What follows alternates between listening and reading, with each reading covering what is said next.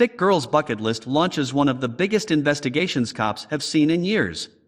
In a world where sick children aren't a rare sight, it's comforting to know that people are willing to go above and beyond to make their final days special. Yet, there are those looking to take advantage of a little goodwill. Those supporting one sick Colorado girl soon discovered that even those in need are capable of doing despicable things. Before we begin, make sure to smash that like button, subscribe to our channel, and click the notification bell for more amazing videos. But make no mistake, Olivia Gant wasn't an ordinary, healthy child.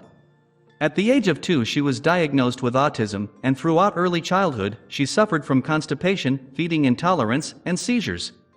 She received intense treatment as a result, including an ostomy bag and feeding tubes. Things only seemed to get worse as she grew, as according to her mother, Kelly Turner, Olivia had developed more than a dozen ailments by the time she was 4.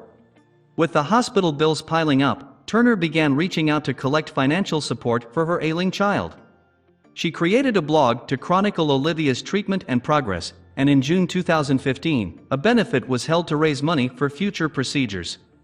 As Olivia's story spread throughout her Colorado hometown, more and more people came out in support of the little girl. Food drives, bake sales, and dozens of other fundraisers served to provide Turner with plenty of money for Olivia's care.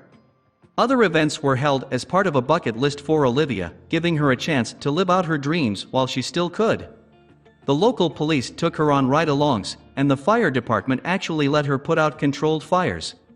Make-A-Wish Colorado even got involved, setting up an entire day of fun and adventure for the little girl. With the help of hundreds of volunteers, Olivia became the Bat Princess and fought crime all over town. But even with this outpouring of support, Olivia's condition continued to decline. Her once bright smile began to fade as the weight of endless treatments began to weigh on her, and things soon took a turn for the worse. "She's in intestinal failure and we don't know how much longer she has," Turner told reporters in the summer of 2017. Sadly, that time came much sooner than expected. Olivia passed away on August 20, 2017, she was just 7 years old. Her funeral service and burial were entirely paid for through donations to help ease the burden on her family, though Turner didn't have much time to grieve. Shortly after Olivia's death, Turner revealed that her eldest daughter was also suffering from a long list of ailments, including cancer. But after bringing her to an oncologist, doctors noticed something was off. The eldest daughter had no signs or symptoms of cancer. Her tests showed she was a totally healthy little girl. Turner, however, insisted she was sick and demanded a wide range of treatments. Unable to shake the unusual request, doctors got child services involved. They, too, were suspicious of Turner, and so they decided to separate her from her daughter to see if it had any effect on the child's condition. Sure enough, the little girl had no complaints of pain or of the ailments her mother had insisted she was suffering from. This was a major red flag for the caseworker, who prompted investigators to look into the medical history of another child, Olivia. After exhuming the child's body, officials discovered that there was no indication that Olivia had died of intestinal failure. In fact, there was no evidence that she had suffered from any of the ailments Turner claimed she had. As investigators began digging, they found that nearly all of her doctors had been conflicted over the child's care. They claimed her condition didn't warrant the level of extreme treatment she received, though at the insistence of Turner they eventually obliged. Even more disturbing was the fact that Turner continually went against doctors' orders. She'd insisted the child take seizure medication despite not having seizures, forced her to use a feeding tube, and demanded a do not resuscitate order despite Olivia not being terminally ill.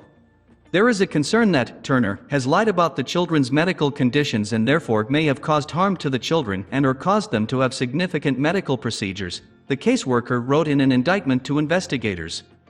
Turner was subsequently arrested in October 2019 and interrogated over her role in her daughter's death. She denied outright that she purposely tried to harm Olivia, though, unprompted, she also denied suffering from Munchausen syndrome by proxy. This mental health disorder is brought about when a caregiver purposely causes or fabricates harm to those in their care for social or monetary gain. Turner could deny it all she wanted, but the evidence was there. She'd killed Olivia and was now trying to do it again. But she wouldn't get away with it this time, as Turner was found guilty of the accusations and charged with 11 felonies, including first-degree murder. She'll likely spend the rest of her days behind bars, unable to harm anyone ever again. Please share this with your friends and family.